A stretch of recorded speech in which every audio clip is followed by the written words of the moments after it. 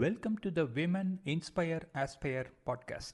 In this episode, I talk to Retired Commander Prasanna on Navy experiences. Hi, Commander Prasanna. Thank you for accepting my invite to appear in the podcast. How are you doing today? Very good.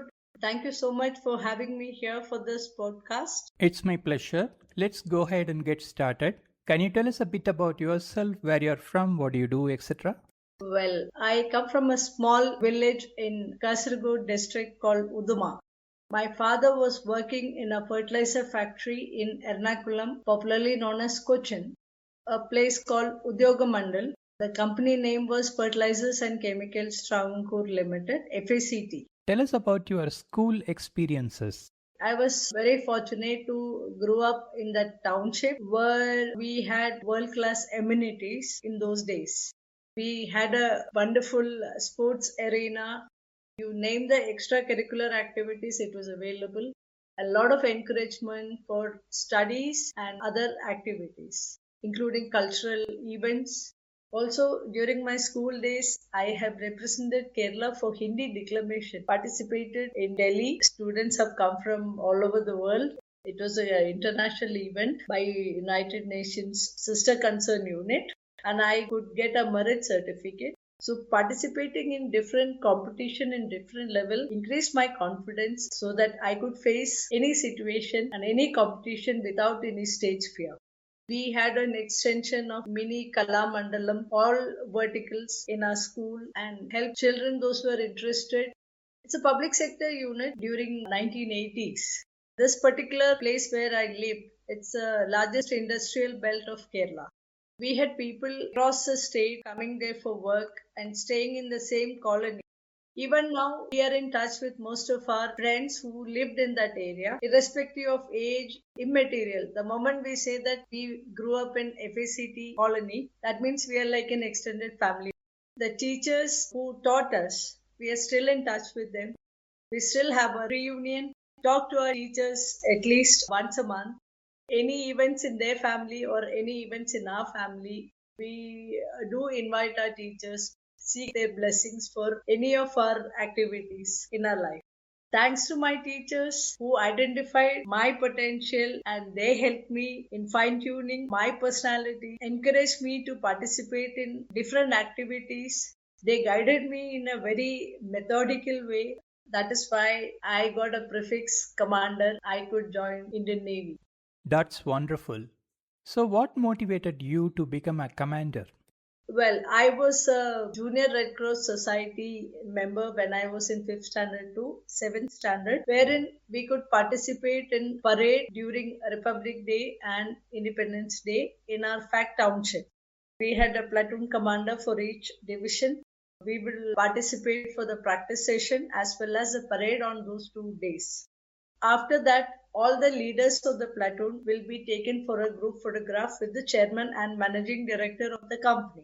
I was fortunate to get selected as a platoon commander when I was in 6th standard for the Junior Red Cross Society, followed by National Cadet Corps Junior Division Army in high school section. Though I joined at 8th standard, I became the platoon commander in 9th standard itself. So Independence Day of 9th standard and 10th standard, Republic Day of 9th and 10th, I could participate for the parade. My father was also an NCC cadet during his college days. That uniform and the passion towards NCC, the discipline, the punctuality, these things I could hear from my father, which I wanted to practice in my life. So, that's how you got motivated to join the Navy? Not only that, I continued with my NCC during my graduation time. I studied in Maharajas College, Cochin, which is very close to Naval Base, Cochin. Morning while we go to the college, we could see naval officers wearing white uniform with a golden stripe, all of them rushing through their motorbike next to the college towards the naval base for their work. Anyone in Cochin, when they see someone in uniform, that too white uniform with golden stripes, it was a dream for many youngsters those days. I was part of Naval Wing NCC and I completed my B and C certificate from Naval Wing NCC, and twice I was All India Cadet Captain in national camps. And also I was selected as a best cadet have got certificates for the firing competition and also for the general knowledge competition for traditional dance representing our state, Kerala. What kind of dance was that? Folk dance and traditional Tiruvadirakali and other dances. But I was not into too much of dance or anything. And I was into table tennis, played up to state level and university level those days. Altogether, that helped me in taking up a career in armed forces. Wonderful, great. I have heard rigorous training that the US Navy go through in the Navy SEALs program. Do you have anything like that in the Indian Navy? We do have. You have to be mentally and physically tough, face the challenges in armed forces. So during our basic training, we will go through certain tough phase that is actually required to make you tough, and you should be able to have the knowledge and you should be able to face the situations as it comes. So until and unless you go through certain situations, you will not be able to handle the situations which are of little intense one. Tell us about your experience on the process of getting into the armed forces. We need to select the branch while applying for the armed forces. I have attended my service selection board interview. I joined Naval Academy that was in Goa.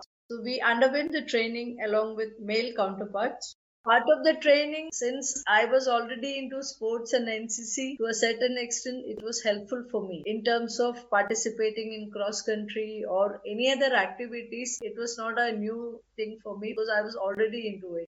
Like when we go for the NCC camps and all, we have participated in different competitions and activities. From junior level to senior level, I have attended more than 20 NCC camps. During our time, the service selection board interview during my time was combined with male officers. So the vacancies were combined. And coming from a middle class family, very orthodox family from North Kerala, I had to convince my parents first. But they had a lot of confidence in me and they have given a free hand to decide what I wanted to become. I was not in a position to speak in English or Hindi because we are used to speaking in mother tongue. Thereafter, I had to prepare myself, improve my vocabulary and gender knowledge, various other aspects, which took some time for me.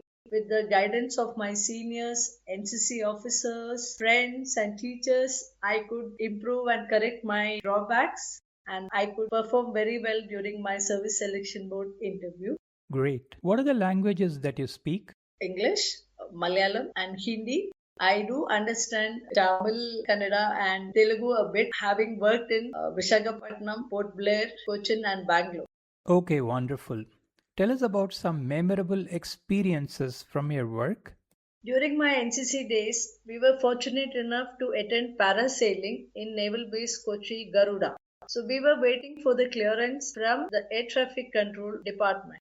I had no clue what is air traffic control all about. So I just checked up, can I go and see what is air traffic control all about? He gave me the permission and I climbed up and that was on the fourth floor. I met the duty officer and I just asked him what is the nature of work.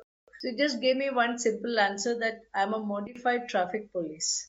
So we were waiting for the clearance for the runway, usage of runway from this controller. That was there in my mind. After my graduation, while pursuing my post graduation, the advertisement for the Indian Naval selection for air traffic controller came. Since I was from the science background, I could apply for that. What were the challenges you faced those days? I started traveling alone when I was from 8th standard. During those days, there was no Google auntie to guide us. Everything like you'll have to check with someone, you'll have to ask someone. You need to have a printed timetable and keep putting the tick mark that you crossed the station. And also, in case if you want some information, nothing was readily available. Either you have to meet someone who have gone through that, or you should get a good library where you could refer some books. My interview was in Bhopal and there was no direct train on that day. So I had to take a train coming from Mangalore. From Cochin, I came to Palghat. Someone told me to send a telegram to block that ladies quota ticket or something. There are two seats for a single lady traveling, something if I remember correctly. And the train which came from Mangalore, I boarded from Palghat and I reached Bhopal. Most of the candidates came with their parents. I went alone. Those days there was no proper locker room or anything. So I carried a metallic chain so that I could keep my bag safe with that pillar on that platform. And there was no alarm clock, like mobile phones were not there. So you should have that old screw type timepiece, small one. So everything was a challenge. We have survived. Those days, writing letters, gathering information was also one great job. Those days we had pen friends also. Nowadays, I don't think anyone will even write few lines other than something what is given to their school or college assignments. Nowadays, it is not safe to write letters because anybody can open it and read it. Thank you for sharing those thoughts. We have talked a lot about your work. Now, let's talk about your hobbies and interests and what do you do apart from work? Hobbies in the sense I like to make friends and I like to maintain my friendship. I still have contact with the person whom I have met when I was 1 year old. I travel quite a bit and I prefer to travel in second class sleeper where I meet a lot of people and I get to know about them, their life experience. I enjoy traveling alone. I am a frequent traveler to Bangalore to Kasargod. Like my parents are there, so I need to go and take care of them. And to many places. Also, one very important message which my father always used to say that maintain friendship and relation that always helps. Tell us about your experiences as a woman at work and otherwise. After retiring from Indian Navy, we had a legal battle towards a permanent commission for women officers. Had a long struggle for more than 10 years. Delhi High Court followed by Supreme Court. Finally, 2020 March 17th, the favorable judgment we got. Thanks to Indian judiciary, they understood that a lot of injustice was done to us and finally which culminated in a positive manner and helped a lot of young ladies to take up armed forces as a career now. Earlier, we had to leave service after 14 years and no pension, no medical benefits. Now, those who are eligible, medically fit, as per the vacancy, along with the male counterparts, they are given an opportunity to join as permanent commission officer. They can retire after 54 years of age. And during our time, we were asked to leave at the age of, say, 36 to 38, and no pension, no medical benefits. We have to start from scratch. The experience which we gained from armed forces was not counted outside. After this court case, one girl from Assam, one tribal region, she located my name and number and called up and said that thank you, auntie, for your fight. I said the fight was not against Indian Navy or anything. Our fight was against a change of policy by the Union government so that more and more girls can join armed forces. We can find a chief. Maybe like now, girls have joined National Defense Academy. They have come out of academy and continuing their training. Maybe from now, maybe 40 years from now, we'll see a lady sitting as chief. My Prasanna name is unisex name in South India. Whenever I have applied as Commander Prasanna, I used to get calls for interview. But when I go for the interview, they say we were expecting a male. I said I have gone through the similar training, similar postings, everything. Allow me to appear for the interview. They said no, this post is only for a male member. And also, when we initially joined armed forces, there was no one to give us an additional officer was not there. When I got my first posting for the morning briefing, it used to be good morning, gentlemen. After I joined, they started good morning, lady and gentlemen. Also, I was an air traffic controller. During the ferry of fighter aircraft from Air Force Base to Naval Base, I took over duty midway and I had to give a call that aircraft has an undercarriage which they need to lower when they are on the final approach. So I just told them recheck 4 grids for the Russian aircraft. There was a panic because any emergency they get a lady voice Natasha from the cockpit. So I became the Natasha during those days. I was sent on a official duty to Ramnathapuram. We have a lot of patrolling happening with the aircraft in the coastal patrolling because of that LTT issue those days. So I was sent for an official duty. Person who was commanding that unit, when he saw me entering that base, he said, I don't want a lady officer here. Please go back. I said, I have attended the same interview. I have attended the same training. I have got the same posting. I would like to stay back and continue my work here. So initially there were a lot of issues for the acceptance. Everyone thought that I'm a lady, I'm not in a position to do it. If Kalpana Chawla can go and perform, Sunita Williams can perform, why can't we be? Until and unless you give us an opportunity to function, how do you know that what is the level of potential a lady has? Everyone knows that we have that multitasking ability. We manage a home front as well as an office front.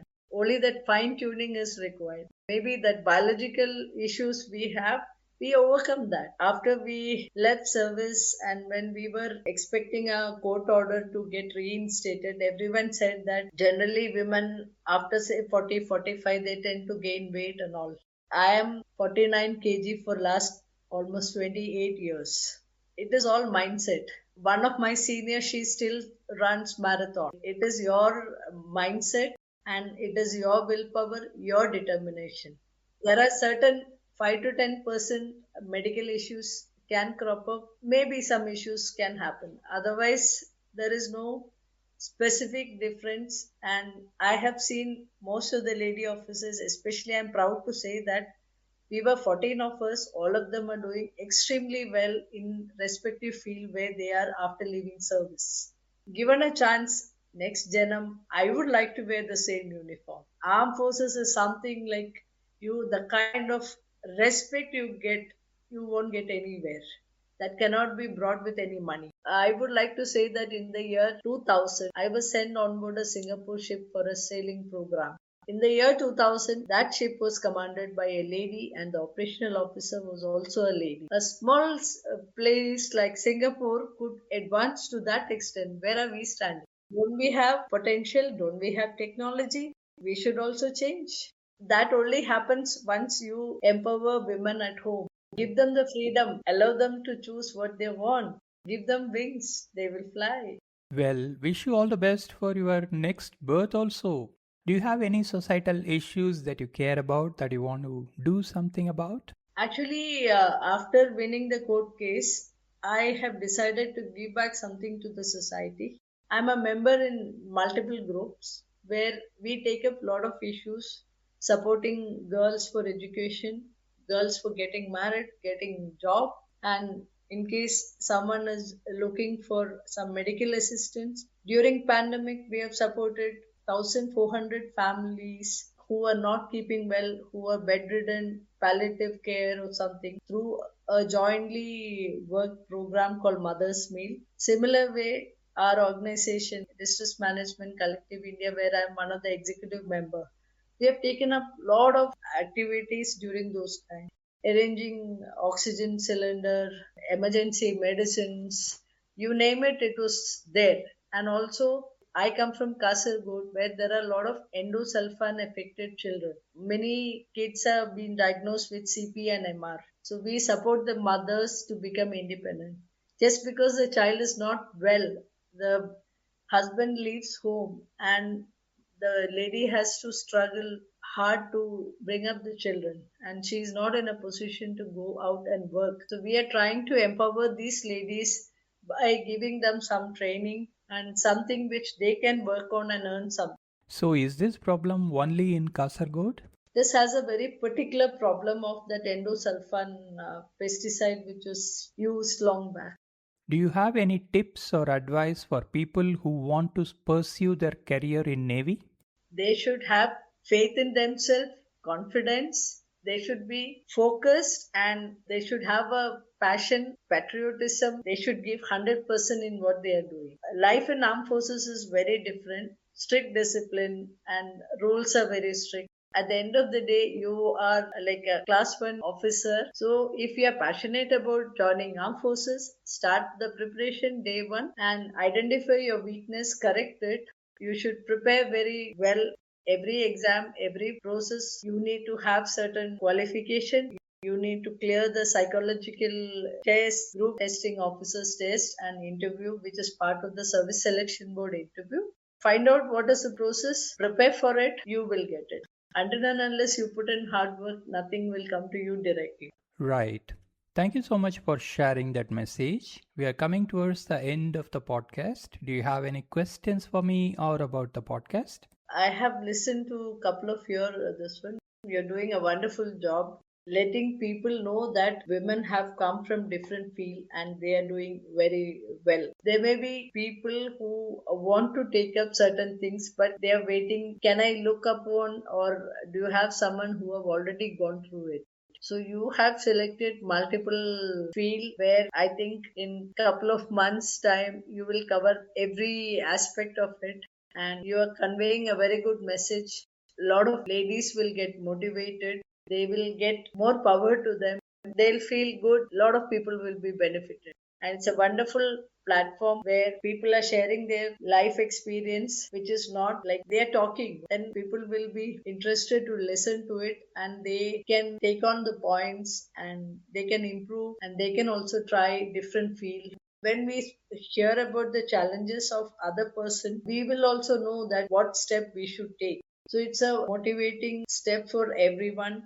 A lot of lessons will be learned. Excellent job, thank you so much. Thank you so much for your kind words. That is the objective of the podcast, to give a voice and let other women learn from the experiences of the guests appearing in the podcast. I would really appreciate if you could share the podcast with all of your circles and the women and girls that you are mentoring so that they could listen to the various episodes and get motivated. One more message I would like to give after listening to this: if any girl from any state would like to know more about armed forces or wants to join, or like need some guidance, feel free to get in touch with me. I am more than happy to help. I have mentored many kids and many of them have put on uniform, and I want more and more people to join armed forces, and we should do a good job and protect our nation. That is the need of the hour. Thank you so much for that message, and thanks so much for appearing in the podcast and sharing your thoughts and experiences. I wish you all the best in your life and whatever you aspire to do. Please take care and bye for now. Thank you and Jai Hind. That was a great podcast with Commander Prasanna. Please subscribe to this channel and follow it for more awesome podcasts. Opinions expressed by the guests in this podcast are their own. The host or the sponsors of the podcast do not condone the opinions expressed by the guests or the actions arising out of those opinions. Any decisions or actions that the listeners might take as a result of listening to this podcast must be based on their own judgment and will be at their own risk. The podcast host or their sponsors will not be held responsible for the consequences of any actions and or decisions taken as a result of any content in this podcast.